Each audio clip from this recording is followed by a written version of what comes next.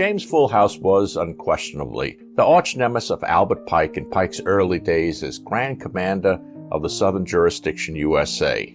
Judge James Foulhouze, former Roman Catholic priest, Sovereign Grand Inspector General of the Grand Orient of France, and Sovereign Grand Commander of the Supreme Council of Louisiana in the pre-Concordat of 1855 period, along with some of the leading New Orleans Masons, including the very respected Judge T. Wharton Collins and the powerful United States Senator Pierre Soule, almost destroyed the Concordat between the New Orleans and Charleston Supreme Councils, a Concordat which was the breath of life to the newly reorganized Charleston Supreme Council. Who was this man who could have caused such a disturbance? Did he cause the disturbance, or was he himself swept along in a tidal wave of events? The following is a glimpse into the life in Masonic times of a most significant but highly controversial figure in the history of the U.S. Scottish Rite. It is to be regretted that no photograph or likeness of Foulhouze is known to exist. It's also unfortunate that some areas of his life are simply lost in the mist of time.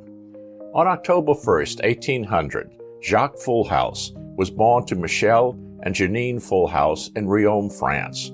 The young Foulhouze received a Catholic education at the Seminary of Saint Sulpice in Paris, culminating in his ordination as a Roman Catholic priest.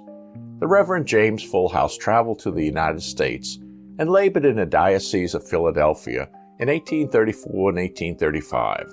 The next record of Foulhouze in the U.S. comes in 1835 when his name appears in a Philadelphia Court Records book of aliens declaring their intention to take the oath of allegiance to the United States. Foulhouze would not long remain a priest nor keep his domicile in Philadelphia. As with many areas of Foulhouze's life, it is unclear what could have taken place, causing his separation from the priesthood. Foulhouze graduated from the highly respected Saint Sulpice in Paris. Many Catholic dioceses considered such graduates to be a highly desirable prize. The accounts of Foulhouze for that time, however, tell a different story. The records of the Archdiocese of Philadelphia, while confirming that Foulhouze was a priest assigned to them, show that he had no specific assignment. That is an interesting situation. Why would the Diocese of Philadelphia not take advantage of the quality education that Foulhouze received by using his abilities in education?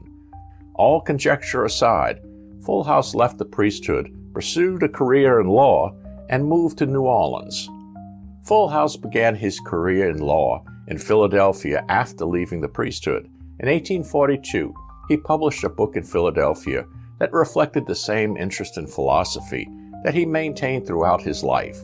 The 200-page work was titled A Philosophical Inquiry Respecting Capital Punishment. It is possible that Foulhouze was in New Orleans when this book was released, but it is clear that he was in New Orleans the following year. Philadelphia Bishop Francis Kenrick, Foulhouze's former superior, writes in an 1843 letter, quote, "Here affairs go on smoothly, but at New Orleans an infidel faction are struggling to destroy the episcopal authority. A fallen French priest, Foulhouze, is the editor of an impious paper, the organ of the church wardens. The leaders in disorder are Freemasons, and they contrive to set apart a lot in the cemetery for their Masonic brethren, and had it dedicated by a speech from their Grand Master, who is the church warden." End quote. The church wardens being mentioned were the wardens of the St. Louis Cathedral in New Orleans. The Grand Master that Kenrick spoke of was E.A. Cannon, who not only was a church warden but was president of the wardens. The wardens, many of them being Masons, supervised the appointments of the priests for the St. Louis Cathedral during the early to mid-1800s. There was, of course, a great division within the congregation over Freemasons having a say in the appointment of their parish priests, regardless that these Freemasons were themselves Roman Catholic and members of the parish. In New Orleans, Masonry and the Roman Catholic faith were tightly intertwined in the early to mid-1800s in a love-hate relationship. It was a situation not without some hostile conflicts. A published event that took place in 1842 is worth mentioning. Quote, "On the Feast of All Saints' Day, an incident took place at the cathedral, which was in itself trivial, but it shows to what lengths the two factions would go. While Father Jamie was preaching, E.A. Cannon, the president of the church wardens, entered the sanctuary by way of the choir entrance. He made a tour of the altar towards the place assigned to the president of the wardens.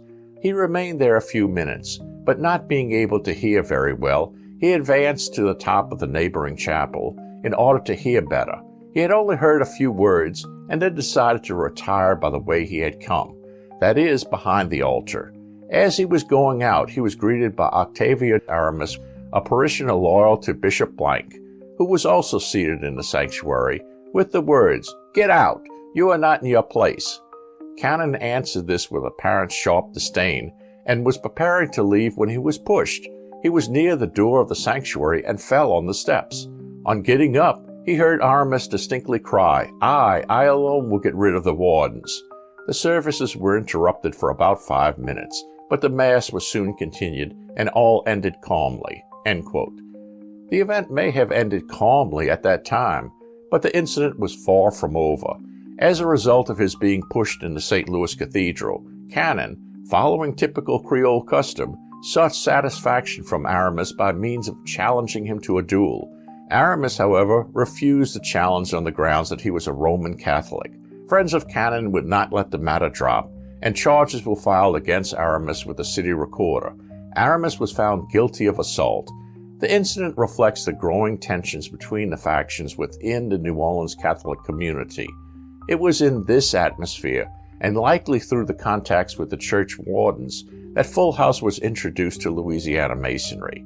It obviously attracted him, and he sought to become a member. The church wardens may have introduced James Foulhouze to Louisiana Masonry, but it was not his first exposure to Freemasonry itself.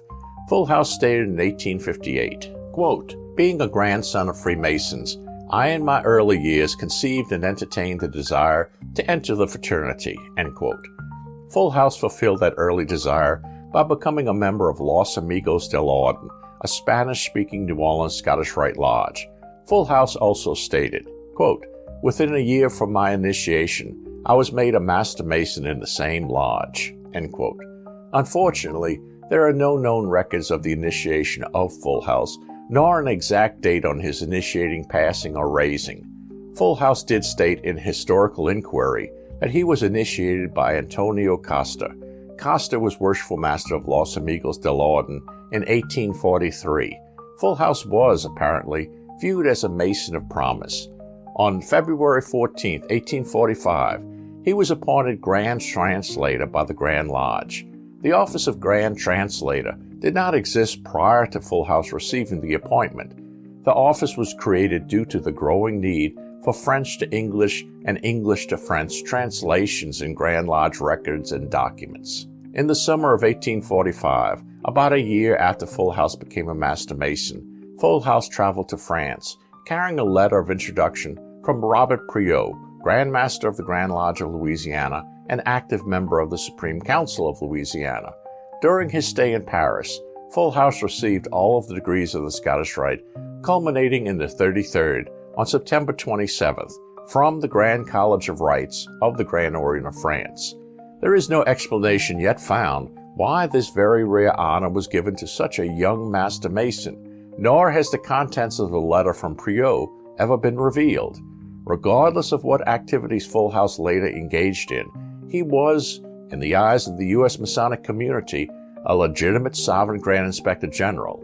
Of this event, Foulhouze comments, quote, "The Scotch Rite pleased me on account of its truly philosophical principles, and the more I studied it, the more I felt anxious to take its superior degrees, when a fair opportunity offered itself to me in 1845. I was in France, and on the recommendation and letters of my Scottish brothers, here the Worshipful Master opened its doors to me, and after a short stay among them, I was made a Knight Rose Croix and a Knight Kadash, which I am bound to say rendered still clearer to my eyes and intellect the views which I had long entertained on the merits of the Scottish Rite, and forever attached me to its admirable and useful tenets. The favors thus bestowed on me were unexpected, and I certainly desired no others, when on a special and unasked resolution of the Supreme Council in the Grand Orient, I was called and raised in that body to the 33rd degree." End quote. Following the death of Grand Commander Jean-Jacques Conti, New Orleans Judge Jean-François Canarge, an influential past Grand Master of the Grand Lodge of Louisiana, became Grand Commander of the New Orleans Supreme Council on September 20, 1845. Foulhouze said of Canarge, quote, "As long as he lived, I had but little to do, and contented myself to studying the right." End quote. Foulhouze, who had affiliated with the Supreme Council of Louisiana in 1846, was, regardless of his comments, not idle during this period. Foulhouze was appointed Grand Secretary of the Supreme Council of Louisiana in 1847. He also advanced to the chairs of Los Amigos del Orden, serving as his worshipful master in 1847. Once serving his term as worshipful master, he was elected a life member of the Grand Lodge. It must also be pointed out that the invasion of the jurisdiction of the Grand Lodge of Louisiana by the Grand Lodge of Mississippi and the creation of the Louisiana Grand Lodge in 1848 would undoubtedly have occupied a considerable amount of time with all the worshipful masters of New Orleans lodges. A faction within the New Orleans English-speaking York Rite Masons felt that the 1844 Constitution of the Grand Lodge of Louisiana, sanctioning the three rites worked by lodges in Louisiana, French, Scottish, and York, altered the Grand Lodge into a body that was no longer a true York Rite Grand Lodge. The decision was made by these Masons to sever their association with the Grand Lodge and organize themselves into what they felt was proper York Rite Masonry. A committee was formed and a letter of grievance was brought before the Grand Lodge of Mississippi on January 23, 1845. The Grand Master of the Grand Lodge of Mississippi was Mexican war hero and former governor of Mississippi, John Quitman. The Grand Lodge of Mississippi appointed a committee to go to New Orleans to examine the situation. On January 21, 1846, the committee from the Grand Lodge of Mississippi, appointed to examine the charges presented by the York Masons from New Orleans, presented three reports concerning the events. The first report was presented on behalf of the majority of the committee and concluded that there was no Grand Lodge of Ancient York Masons within the state of Louisiana, and that the Grand Lodge of Mississippi had the power and duty, on proper application, to issue dispensations and charters to bodies of Ancient York Masons within the limits of the state of Louisiana until the constitution of a Grand Lodge within the state. Two counter-reports were presented which advised against the Grand Lodge of Mississippi issuing these charters within the jurisdiction of the Grand Lodge of Louisiana. The outcome of the events of January 21st, despite the efforts of the two counter-reports, was the chartering in the New Orleans area of George Washington and Lafayette lodges by the Grand Lodge of Mississippi, and these were just the start. Relations were severed between the Grand Lodges of Mississippi and Louisiana. The Louisiana lodges chartered by the Grand Lodge of Mississippi, 7 in total, were declared irregular by the Grand Lodge of Louisiana. The lodges chartered by the Grand Lodge of Mississippi united to form the Louisiana Grand Lodge of Ancient York Masons on March 8, 1848. The Grand Lodge of Mississippi received strongly disapproving comments from most all U.S. Grand Lodges, and the majority openly condemned its actions. While the future for this splinter group of the Grand Lodge of Louisiana may have looked bleak, several events took place to not only strengthen the position of the English-speaking New Orleans Masons, but to assure them total victory by the loss of French control over almost all forms of Louisiana Masonry. One of the last official acts of Grand Commander Jean-François Canarge was a speech made on November 3, 1847 in Baton Rouge, in which he is reported as stating that a circular issued by the Mississippi Craft Lodges in New Orleans was unworthy of notice. Canarge died on January 19, 1848. On January 31, 1848, James Foulhouze was elected Grand Commander of the New Orleans Supreme Council. The Foulhouze election bypassed several senior members of the council and clearly established a popularity of Foulhouze within the council. Foulhouze had brought with him various rituals from France, which he edited for the New Orleans Council. During the same month as the death of Canarge and the election of Foulhouze, the Charleston Council elected none other than John Quitman as an active member.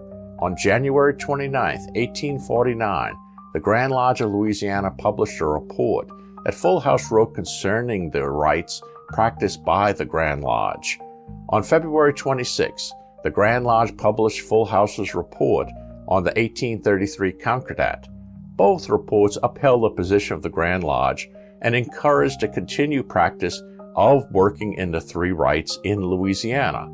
On February 14, 1849, Foulhouze and several other New Orleans Masons were honored by Friends of Harmony Lodge No. 58, whose worshipful master was Elder Past Grand Master and Supreme Council of Louisiana active member John Henry Holland. The 1848 Louisiana Grand Lodge obtained recognition from only one other Grand Lodge, the Grand Lodge of Mississippi. In 1849, John Gedge, a New Orleans attorney, was elected Grand Master of the Louisiana Grand Lodge. Despite what would seem to be the irregularity of the Louisiana Grand Lodge, the Grand Lodge of Louisiana entered into negotiations and finally merged with this body in 1850. The fact that the Grand Lodge of Louisiana was overwhelmingly considered the regular Grand Lodge was not sufficient to overcome the internal problems stemming from the cultural divisions in New Orleans. By mid-1849, with continued support from the English-speaking lodges in question, and fearing the total collapse of the Grand Lodge of Louisiana, the Grand Lodge of Louisiana and the Louisiana Grand Lodge entered into talks designed to merge the two bodies. That merger took place in June of 1850. Under the terms of the agreement, the Louisiana Grand Lodge members became recognized as regular by the Grand Lodge of Louisiana. All lodges chartered by the Louisiana Grand Lodge or by the Grand Lodge of Mississippi in Louisiana passed under the jurisdiction of the new Grand Lodge of Louisiana.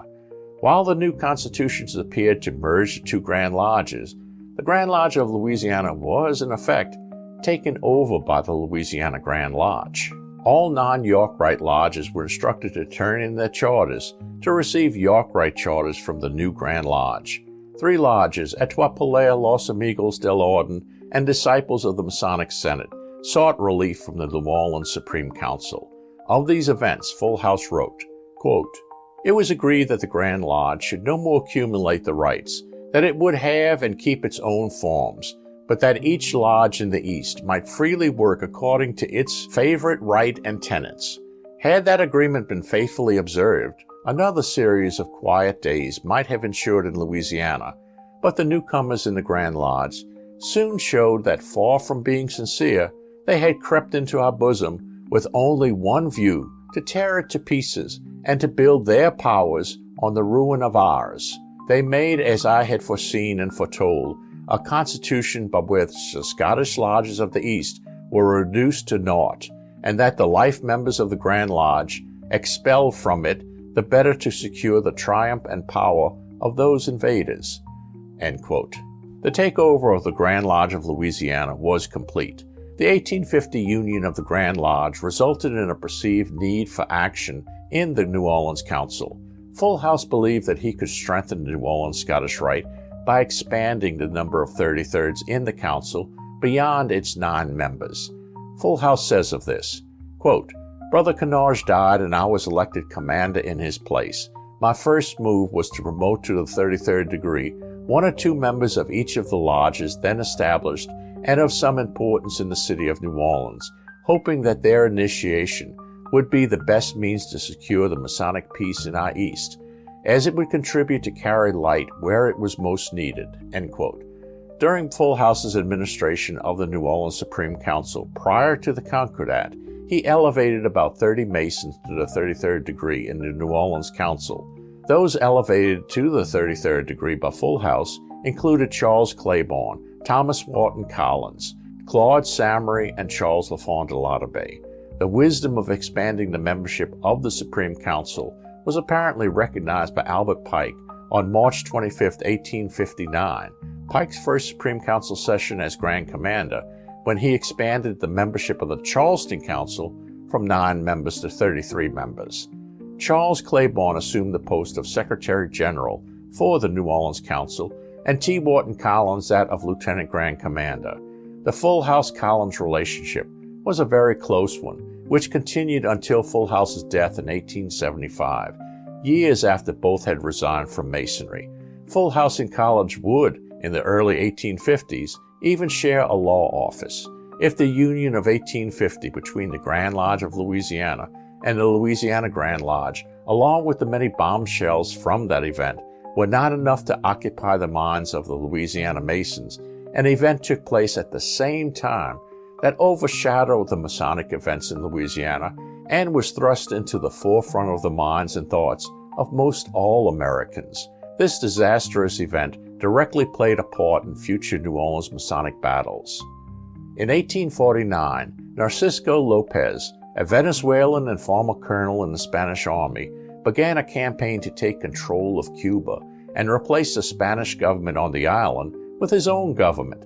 Lopez received limited support from various U.S. politicians, but was unable to raise a suitable-sized army for his mission. Lopez found better luck in New Orleans, where he raised a small army of about 750 men, mainly veterans of the Mexican War, and sailed out of New Orleans in April of 1850 to capture the island. The mission was a complete failure. The U.S. troops were slaughtered and Lopez was eventually captured and executed.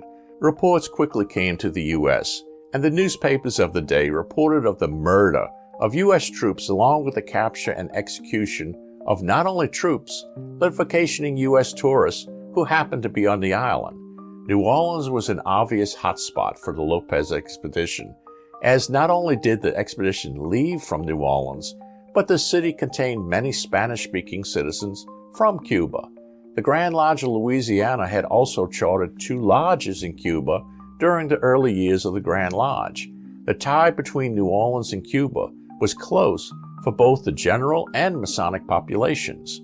James Foulhouze became entwined in the Lopez expedition when he traveled to Cuba at the height of the crisis. A New Orleans newspaper, the Daily Delta, ran a story on Foulhouze, criticizing his trip and suggesting that he was, possibly, a spy for the Spanish government.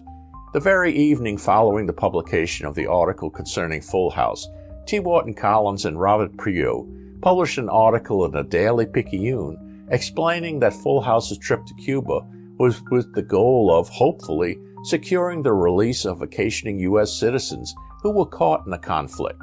Foulhouze, being made a Mason in a Spanish-speaking lodge, had numerous interactions with the New Orleans Masons from Cuba. In addition, Foulhouze had gained the confidence of various Spanish officials on the island of Cuba by acting as legal counsel for them several years earlier. Along with the article written by Collins and Priault, the Delta article on Foulhouze received criticism from a number of competing New Orleans newspapers. The Delta article was exposed to be a newspaper thriller story with little basis in fact. One newspaper entitled an article critical of the Delta's lack of support of its charges, "Newspaper Intolerance," and another newspaper calling the event of Foulhouze a mission of humanity.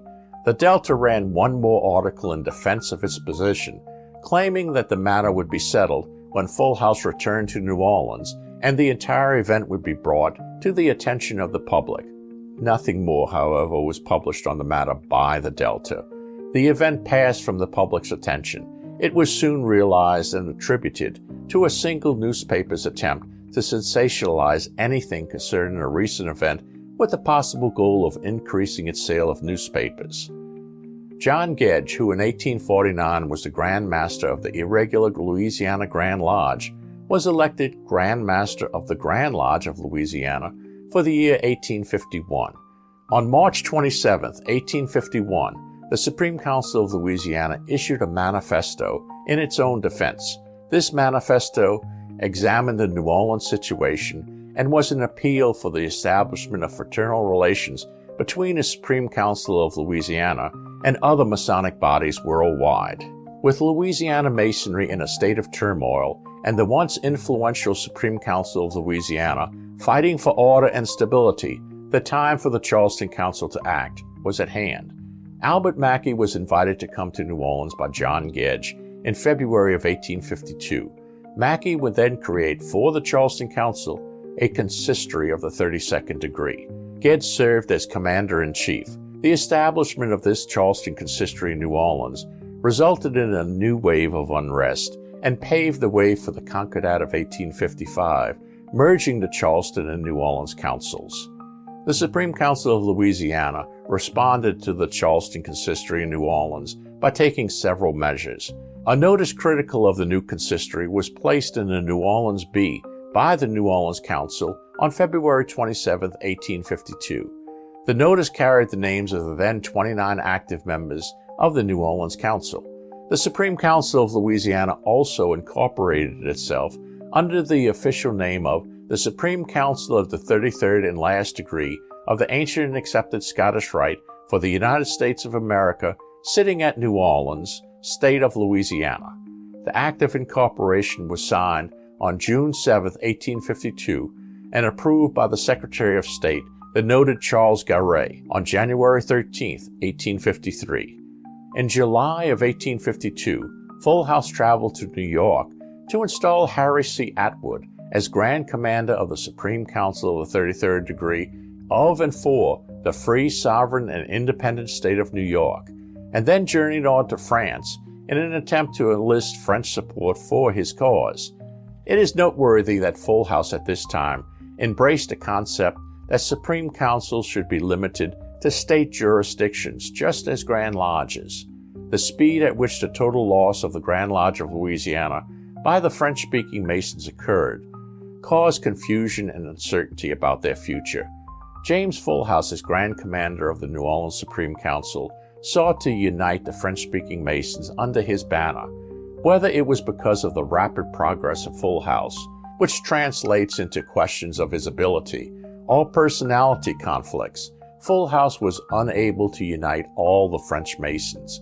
The conflict of opinions within the New Orleans Supreme Council as to the direction in which to proceed can reasonably be seen as a contributing factor to the resignation of Foulhouze on July 30, 1853, and nearly all the officers of the Supreme Council of Louisiana by December 1853. The final break for Foulhouze appears to have occurred at the June 22nd meeting of the New Orleans Council. At that meeting, Thomas Wharton Collins, the Lieutenant Grand Commander, had prepared a series of resolutions to present to the Council. After a reading of the resolutions, the floor was open for comment. But instead of addressing the points of the various resolutions, Charles Claiborne apparently began a series of attacks on Foulhouze's clothing. The meeting fell into shouting matches, and the deep-rooted feelings of frustration from the events of the past years seemingly boiled up. Foulhouze, realizing that control of the meeting was lost, closed the council and departed. In the absence of the minutes of the Supreme Council of Louisiana during the Foulhouze years, it can only be presumed that T. Wharton Collins assumed the post of acting Grand Commander for the remainder of 1853 until his own resignation on December 19th of that year. The day following the resignation of Collins, the Grand Treasurer, Jean-Baptiste Faget, turned in his letter of resignation, and an undated letter of resignation from Grand Secretary J.J.E. Masciat was also accepted by the Council. On January 7, 1854, Charles Claiborne was elected Grand Commander of the Supreme Council of Louisiana. Claude Pierre Samary was elected Lieutenant Grand Commander, and Charles Lafond de Laudabé was appointed Grand Secretary. Samary and Laudabé were part of the French-speaking faction that split from Foulhouze during the 1850-53 turmoil. 1854 was devoted to negotiations with the Charleston Supreme Council. On February 6th and 17th, 1855, the Concordat merging the New Orleans and Charleston Supreme Councils was signed. Albert Mackey and John Quitman were present in New Orleans for the signing of the Concordat and representing the Charleston Council. John Gedge, who had spearheaded the drive of the Louisiana Grand Lodge and the 1852 consistory, did not live to see the Concordat between the New Orleans and Charleston Councils. He died on April 13, 1854, during a yellow fever epidemic in New Orleans. The death of John Gedge must have generated some concern for the future of the newly reorganized Scottish Rite Masonry in New Orleans. Gedge had led a complete and total coup of the Grand Lodge, dramatically altering its nature. It was also Gedge who had written to Mackey to bring the Charleston consistory to New Orleans and took control of it as he did the Grand Lodge. The introduction of the Charleston Consistory paved the way for the Concordat of 1855. His influence on the events of the times is unquestionable. It's reasonable to assume that Gedge might have taken some leadership position in the post-Concordat days had he lived. It's logical that Gedge would have become an active member of the Charleston Supreme Council and led the reorganized Grand Consistory of Louisiana. The death of Gedge made this impossible, yet the basic problem remained. An influential figure was needed to lead and unite the fragmented New Orleans Scottish Rite. Regardless of the fact that the Concordat had taken place, there was still quite a number of former Supreme Council of Louisiana 33rds unaffiliated with the Charleston Council, or any council. The potential for uprising was undeniable. In a letter to Claude Samory, Albert Mackey suggested that the man to lead and unite the New Orleans Scottish Rite Masons had been found, and it was believed that only the formalities remained. Mackey wrote, "I hope to be present at the installation of that brother as SGIG, whose adhesion to us will heal all difficulties. The moment we receive your nomination, the nominated brother will be elected." End quote. The man Mackey spoke of was James Foulhouze. The choosing of Foulhouze to join the Charleston Council and lead the New Orleans Scottish Rite for the Charleston Council is very reasonable, and given the situation, the only logical choice that could be made. There was no impossible bad blood between Foulhouze and the Charleston Council at that time. Foulhouze was viewed as a regular 33rd from the Grand Orient of France. As Foulhouze was a former Grand Commander of the Supreme Council of Louisiana who resigned before the Concordat, he might have been viewed as a prominent free agent. The fact that Foulhouze was a member and even Grand Commander of the Supreme Council of Louisiana was irrelevant from a regularity standpoint. The matter could be easily settled if he agreed to join the Charleston Council. Samory and Lattabé were also members of the Supreme Council of Louisiana and both given the 33rd by Foulhouze, yet both became active members and officers of the Charleston Council. If James Foulhouze agreed to lead the New Orleans Scottish Rite under the Charleston Council banner, the Charleston Council would have a much easier road to travel in bringing the remainder of the New Orleans Scottish Rite Masons under their control. Foulhouze was approached by Albert Mackey and Claude Samory in the summer of 1856 and offered the position of Commander-in-Chief of the Grand Consistory and active membership in the Southern jurisdiction, providing that he joined the Charleston camp. Of this event, Foulhouze wrote, quote, "About a year or 15 months ago, Mr. Antonio Costa asked me whether I had any objection to converse with Mr. Claude Samory about the then state of affairs with regard to the Scottish Rite in Louisiana. I answered that I had none. On the following day, Mr. Samory, together with Mr. Costa, called on me, and in his presence told me that he had long been anxious to see me, that he was always my friend. He said that the course which he and other members of the Supreme Council of Louisiana had followed since I left it was with only the view of putting an end to any further contest and quarrel both with the Grand Lodge of our state and the Supreme Council of Charleston. He said that many a York Mason of this East was now initiated into the high degrees of the Scottish Rite, that they all had heard of me as being well versed in its tenets and ceremonies, and were anxious to see me join the consistory, there to resume the command of the Rite in Louisiana. He said that indeed I had just cause to complain of the conduct of some of the brothers towards me, both in the Supreme Council and in the Polar Star Lodge, but that they all acknowledged it and were ready on my joining to offer me any apology I might wish. He said that there was a vacancy in the Supreme Council of Charleston which he had been offered to fill, and which he was ready to give up in my behalf if I would unite with them. He said that my presence in that council would do immense good both here and at Charleston, and that the best that I could do was to accept, if I was desired to carry out my opinion and views with regard to the right which Louisiana has to its Supreme Council. My answer to Mr. Samory was as follows. I need no apology for anything which may have been done or said in any Masonic body to hurt my feelings. Masonry, thank God, has given me better desires, and it is enough for me to hear from you that all those who may have intended to offend me do now regret it. As to your proposal, I can in no way or in any manner accept it.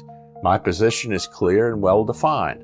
The Supreme Council of Louisiana was not founded by me. It existed before I was a Mason. In 1845, I received, not in the Supreme Council of France, founded by Monsieur de Grasse-Tilly, but in the Supreme Council of the Grand Orient, the 33rd degree. That most illustrious body treated me as a future member of the Supreme Council of Louisiana, with which it corresponded, and I was commissioned by its Grand Commander and other members to be the interpreter of their good feelings near our Supreme Council.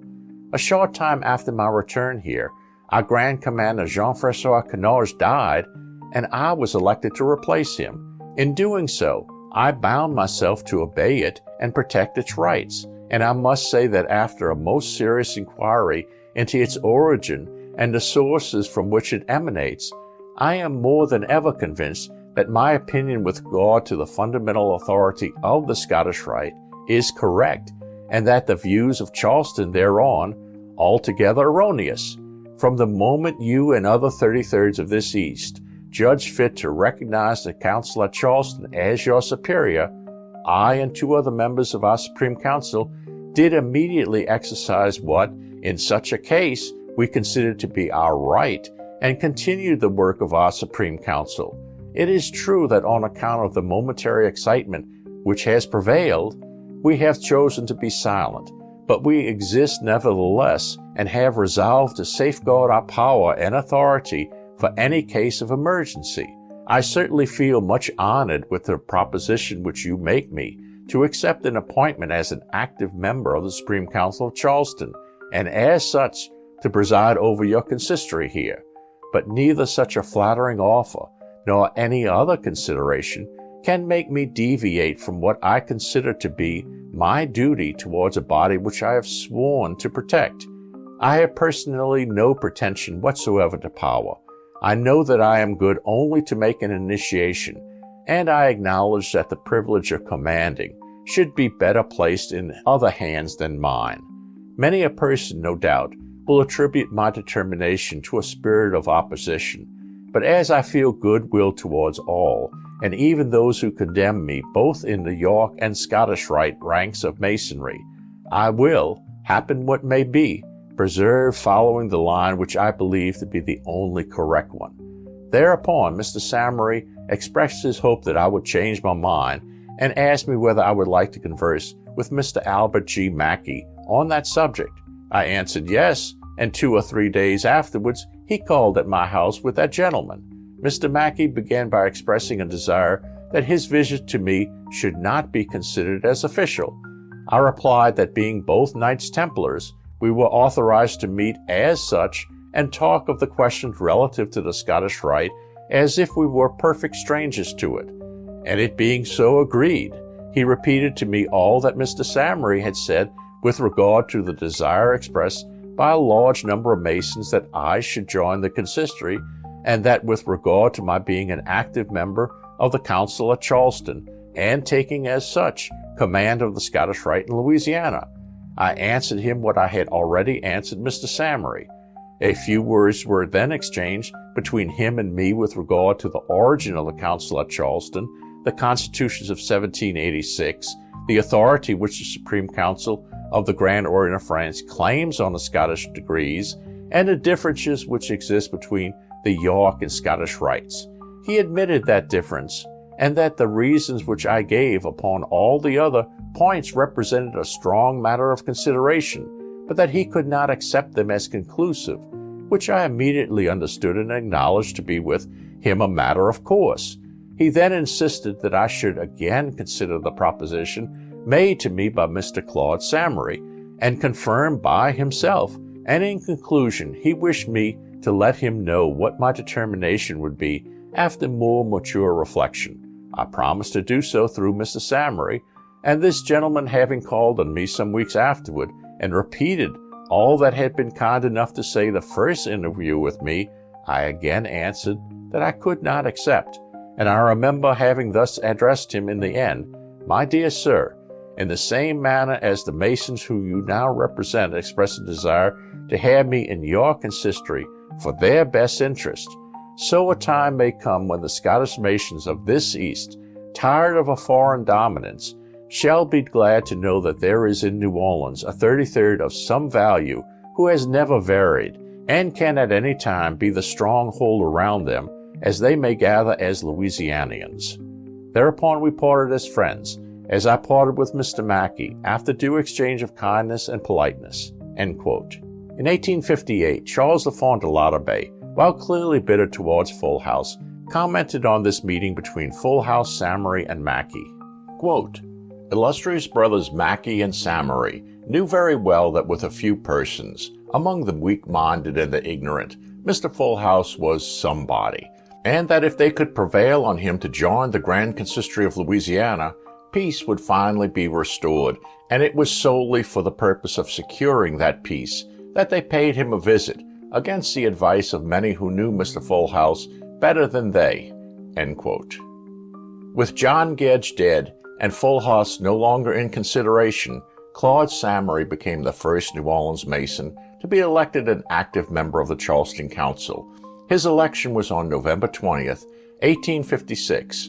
On December 17th of the same year, the Grand Consistory filled the vacancy offered to James Foulhouze. The choice was a Mason of promise, but little training in the Scottish Rite. The attorney from Arkansas, Albert Pike, was unanimously, and in his absence, elected Commander-in-Chief of the Grand Consistory of Louisiana. Prior to the election of both Samory and Pike, James Foulhouze took part in an activity that sealed his fate with the Charleston Council. Foulhouze, along with T.W. Collins, J.J.E. Masciat, J.B. Faget, and other former New Orleans Supreme Council members declared, in effect, the Concordat of 1855 invalid, and publicly resumed the activities of the New Orleans Council.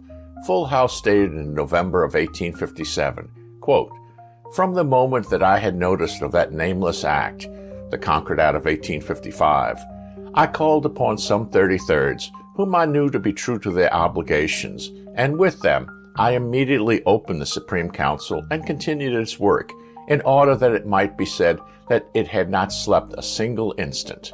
End quote. If such a meeting of 33rds did take place, it was still not until October 9th, 1856, that J.J.E. Masciat would be elected Grand Commander of the Supreme Council of Louisiana, and their activities would become public. That action was the shot which started a new round of Masonic turbulence and dramatically altered the nature of the U.S. Scottish Rite. The days, months, and years following the Concordat were a time of great uncertainty with many New Orleans Masons. The arguments made by all sounded somewhat reasonable. An examination of who chose to associate with the Charleston Council after the Concordat, who chose to associate with the revived Supreme Council of Louisiana, and who chose to associate with neither body, provides an interesting look at the divided, confused, and emotional state of affairs. Of the Grand Lodge of Louisiana officers who were active members of the Supreme Council of Louisiana in the pre-Concordat days, 2 of the 5 past Grand Masters chose to affiliate with neither body. 1 past Grand Master affiliated with the Charleston Council, and 2 with the revived New Orleans Council. Of the 8 senior Grand Lodge officers, 2 chose to affiliate with neither body, 2 with the Charleston Council, and 4 with the revived New Orleans Council. Of the non-Grand Lodge New Orleans 33rds in the pre-Concordat days, 8 chose to associate with neither body, 15 with the Charleston Council, and 4 with the revived New Orleans Council. The total would be 12 choosing to affiliate with neither body, 19 with the Charleston Council, and 10 with the revived New Orleans Council. These figures should not, however, be viewed as the final tally, as they were over the following years modified as members moved from one body to the other in a most disconcerting manner. L.E. Delozan, who participated in the 1855 Concordat, affiliating with the Charleston Council, re-affiliated with the Supreme Council of Louisiana upon its revival.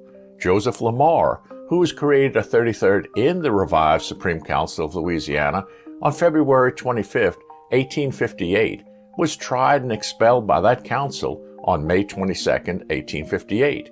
He then affiliated with the Grand Consistory of Louisiana, becoming an honorary 33rd. Neither side could claim clear victory, as a severely bitter strife left both sides with ragged edges. Many of those who chose one side over the other eventually retired from any Masonic affiliation. Possibly concerned over the reorganization of the New Orleans Council, the Grand Consistory of Louisiana sought to organize itself into a state corporation in early 1857. On March 19, 1857, the General Assembly of the Louisiana State Senate and House of Representatives approved the incorporation of the Grand Consistory of Louisiana. Listed as members were two future sovereign Grand Commanders of the Charleston Council, Albert Pike and James C. Batchelor. On April 22, 1857, Foulhouze was elected Grand Commander of the revived New Orleans Council. T. Wharton Collins resumed his former position as Lieutenant Grand Commander. With Foulhouze back in command, the Supreme Council of Louisiana began to grow in size and strength. 1858 was a pivotal year for Foulhouze and the reorganized New Orleans Supreme Council. In February, Albert Pike delivered a lecture before the Grand Lodge of Louisiana. His lecture was a sharp assault on Foulhouze and the New Orleans Council. The lecture by Pike and arguments against it occupied most of the March 1858 issue of the Supreme Council of Louisiana publication, the Masonic Delta. Without question, the Charleston camp had found a Mason as capable of the stinging pen as Foulhouze. February of 1858 also saw a commanding new, or really returning, member to the New Orleans Council. The announcement of the Masonic Delta was sure to cause great concern in the Charleston, New Orleans camp.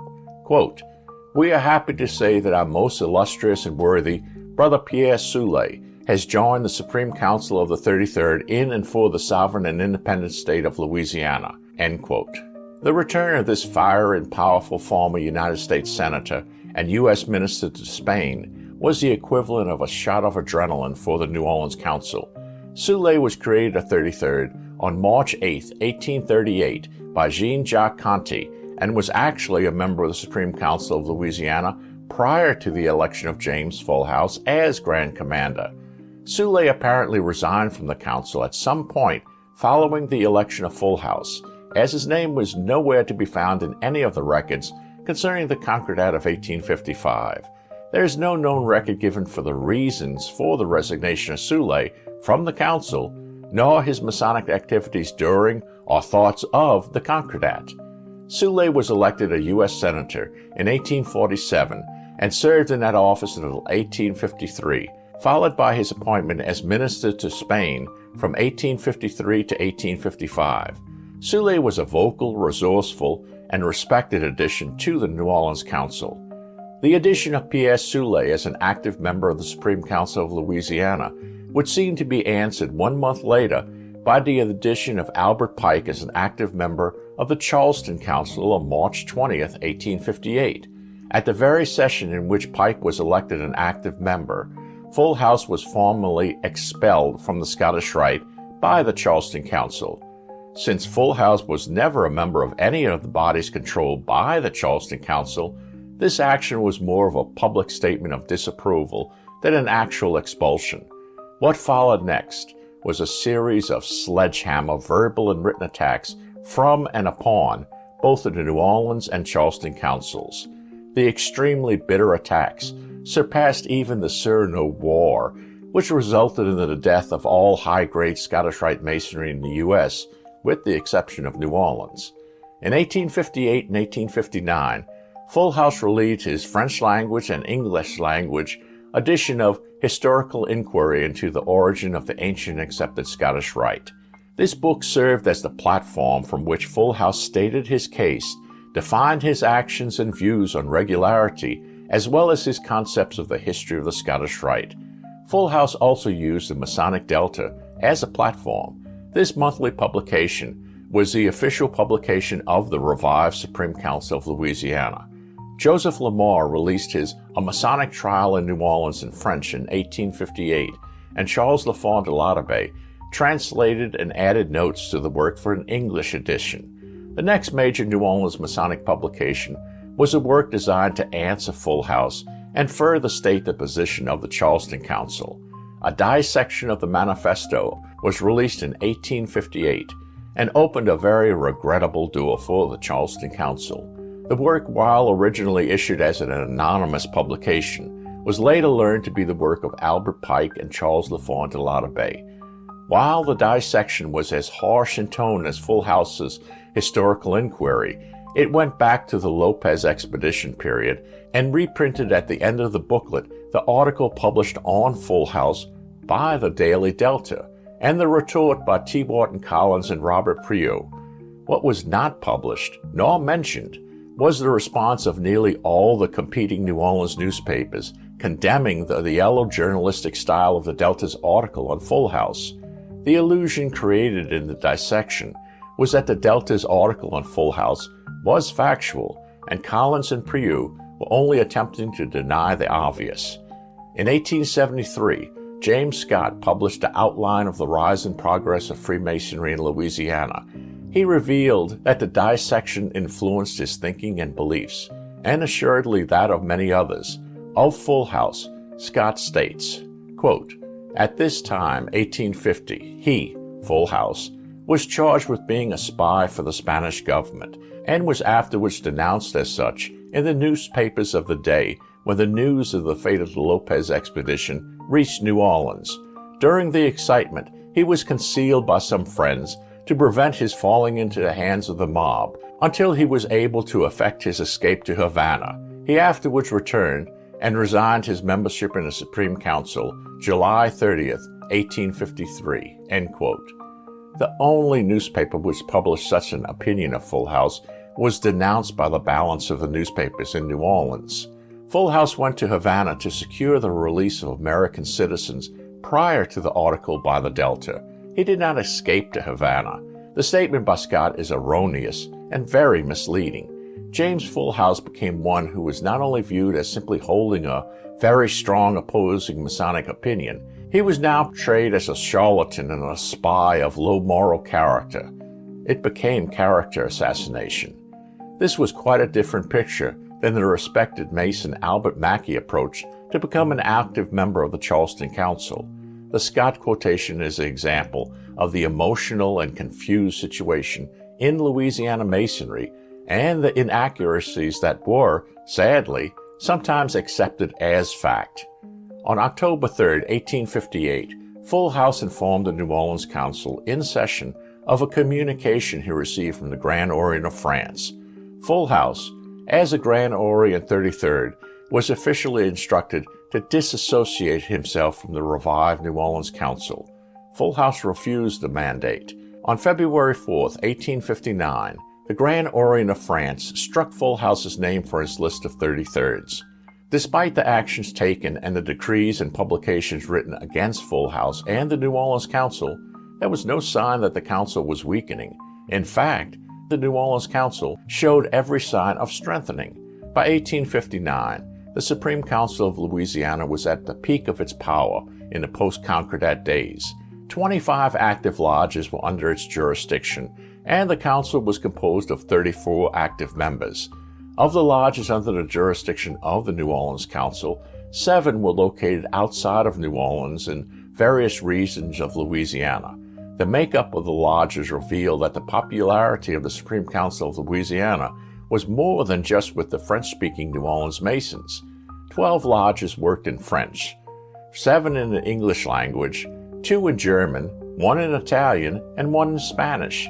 Remembering that the Louisiana Grand Lodge, with its irregular stamp, grew in power and soon overtook the Grand Lodge of Louisiana in 1850 with no outside support, save the Grand Lodge of Mississippi, the matter of the Supreme Council of Louisiana had to be addressed. It was not simply a growing threat to the Charleston Council, but also to the Grand Lodge of Louisiana. With no real structure, rituals, or organization, the Charleston Council apparently began to realize that it was, indeed, in trouble. Of this time, Charles S. Lobinger, 33rd Grand Cross, writes in his 1931 The Supreme Council 33rd Degree, quote, "Both Pike and Mackey had, by this time, decided that the Supreme Council needed reform. On January 20th, 1858, the former had written to the latter, urging an increase in the membership and the introduction of the elective system, end quote. For reasons that are at best ambiguous, Grand Commander John Honor resigned his office in the Charleston Council on August 13, 1858. It was not until January 2, 1859, that Albert Pike was proclaimed by Albert Mackey elected to the office of Grand Commander of the Charleston Council. It is logical that the actions of Foulhouze and the Supreme Council of Louisiana influenced a change in command and practice in the Charleston Council. Pike immediately began reforming the Charleston Council and making the necessary changes for its survival. In 1860, Foulhouze was elected judge of the 2nd District Court in Plaquemines Parish. In 1861, Foulhouze moved from New Orleans to Plaquemines Parish. That same year, former judge and Lieutenant Grand Commander T. Wharton Collins was elected judge of the 7th District Court in New Orleans. On January 2, 1861, the Supreme Council of Louisiana reincorporated itself, taking officially, for the first time, the name the Supreme Council of Louisiana. Due to the pressures of his new legal positions, T.W. Collins resigned as Lieutenant Grand Commander in 1861. He was replaced by Sam Brown, who was created a 33rd by Foulhouze on March 5, 1860. Arguably, there's been no lower point in the history of the United States than the Civil War years of 1861 to 1865. The divided country nearly destroyed itself in 4 years of devastating war, the effects of which plagued the country for a century to follow. While there have been numerous accounts of Masonic acts of charity during the Civil War years, the war weakened Masonry in the U.S. due to the loss of life, property, and the economic hardship that followed the war years. There is no sign or record of any of the Supreme Councils in the U.S. being active during the Civil War years. Pierre Soule was imprisoned for a time upon the capture of New Orleans in 1862. Upon his release from prison, he lived out the remaining war years in Cuba. Albert Pike was charged with war crimes stemming from the battle at Pea Ridge, his only war command, and was left out of the general amnesty afforded at the close of the war. Pike fled to Canada, awaiting a presidential pardon, allowing him to return to the U.S. There are no known records of the Supreme Council of Louisiana during the war years, and it is unknown what events, if any, took place in the council during this time. James Foulhouze, who prior to the war was a district court judge, is shown after the war as the parish attorney for Plaquemines Parish. There are no records of the exact date or reason that he left office as a judge. It is possible that the then 65-year-old Foulhouze retired from his judgeship, or the Union might have required his leaving office in the post-war years. A series of events that can best be described as amazing then take place concerning Foulhouze and the New Orleans Council. On May 3, 1866, T. Wharton Collins, Pierre Soule, and 8 other 33rds from the Supreme Council of Louisiana signed an oath of allegiance to the New Orleans Council. Foulhouze's name is not included in this apparent reorganization. On May 10, 1866, the Supreme Council of Louisiana obtained the oath of allegiance from Robert Prieux and created 2 33rds. One of the 33rds created was a New Orleans music teacher, music shop owner, and composer of moderate note who corresponded with many of the artistic and literary figures in Europe, including Victor Hugo. His name was Eugene Cachenac. On January 7, 1867, Cachenac was elected Grand Commander of the New Orleans Council. It is unknown who was the Grand Commander or acting Grand Commander at the time that Cachenac was elevated to the 33rd degree, or why Cachenac was selected to lead the New Orleans Council. There is a full veil of mystery over the election of Cachenac and the departure of Foulhouze. On May 1, 1867, minutes of Liberty Lodge No. 19, under the New Orleans Council's jurisdiction, show that O.J. Dunn, Grand Master of the Eureka Grand Lodge of Louisiana, Prince Hall, and 5 other Prince Hall lodges in various locations in the U.S. had officially accepted the invitation to attend Liberty Lodge and noted that this lodge admitted visitors with no regard to race. The worshipful master of Liberty Lodge was Eugene Kashenak. The New Orleans Council likewise, and that same year, officially announced that membership to its lodges was not based on race. That announcement seems curious, as the Supreme Council of Louisiana and the whole of New Orleans Masonry had little concern over race prior to the Civil War. In an amazing and dramatic move, the Grand Orient of France, ignoring its past actions against James Foulhouze, re-recognized the Supreme Council of Louisiana on November 5, 1868. Eugene Kashenak commented on James Foulhouze and the relations with the Grand Orient of France in the April-May 1869 issue of the Bulletin. Quote, "It is true that in 1858, following the writings of Mr. James Foulhouze, writings that were not at all the acts of the Supreme Council, our relations with the Grand Orient were interrupted. But since I have had the honor of being Grand Commander and Grand Master of the Scottish Rite in Louisiana, I had the pamphlets disavowed by a solemn resolution. On the other hand, Mr. Foulhouze, not being any longer a member of our order, there no longer exists a reason for the relations between the Grand Orient of France and the Supreme Council of Louisiana to be interrupted." End quote. What could have happened? Without James Foulhouze, the reorganization of the Supreme Council of Louisiana would have failed before it started. The Kashenak statement can only be viewed as incredible and shows an almost contempt for Foulhouze. Why? There is no clue as to what could have taken place during the Civil War years. Before the war, the Supreme Council of Louisiana was at its height of power. It could have, in a matter of a few years, realistically overpowered the Charleston Council and seriously threatened the Grand Lodge of Louisiana had the war not interrupted its growth. James Foulhouze was the power and the driving force of this movement. It simply could not have happened without him. There is no hint as to why Foulhouze left office, why Kashenak was made a 33rd, why Kashenak was elected Grand Commander, or why Kashenak seemingly turned on Foulhouze. Just as perplexing as the Kashenak statement on Foulhouze is the re-recognition of the Supreme Council of Louisiana by the Grand Orient. The Grand Orient had stripped Foulhouze of his 33rd degree for his participation in the reorganization of the New Orleans Council. Why would they now recognize that very same body? The re-recognition of the Supreme Council of Louisiana by the Grand Orient of France unquestionably caused great concern in the Supreme Council's southern jurisdiction and northern Masonic jurisdiction. In a bold move, relations between the Grand Orient and the southern jurisdiction and northern jurisdiction were suspended by a joint resolution of the two councils dated May 2nd and June 15th, 1870. The resolution including the following points, presumably written by Pike.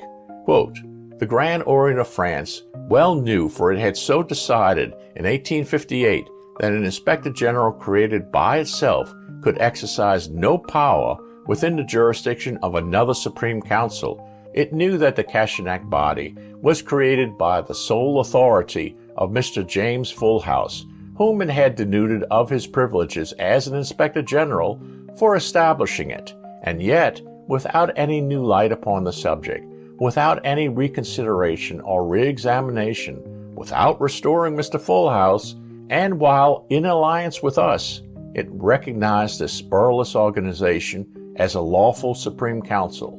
End quote. There is no suggestion found that Foulhouze had any association with Freemasonry following the Civil War years.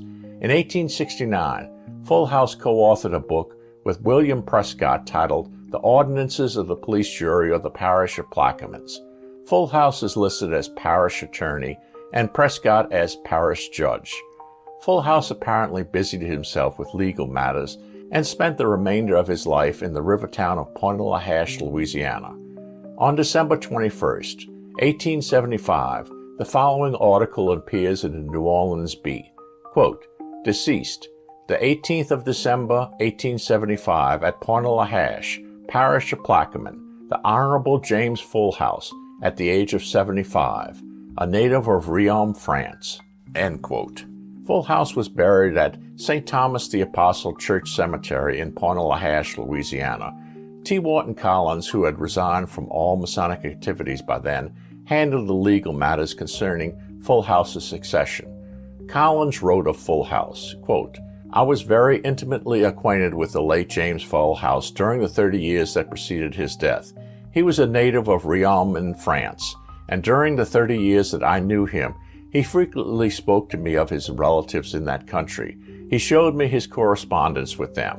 His father died previous to 1830, his mother a few years before he, J. Foulhouze, did. He had a brother who died before him. That brother left one heir, a daughter. Foulhouze himself was never married." End quote. While Foulhouze did not seem to be a man of great wealth, he did own a home in Pointe-a-la-Hache and some property. Foulhouze's entire estate was willed to Odile Collins McCaleb, the married daughter of his longtime friend T. Wharton Collins, and Odile's son, James Foulhouze McCaleb.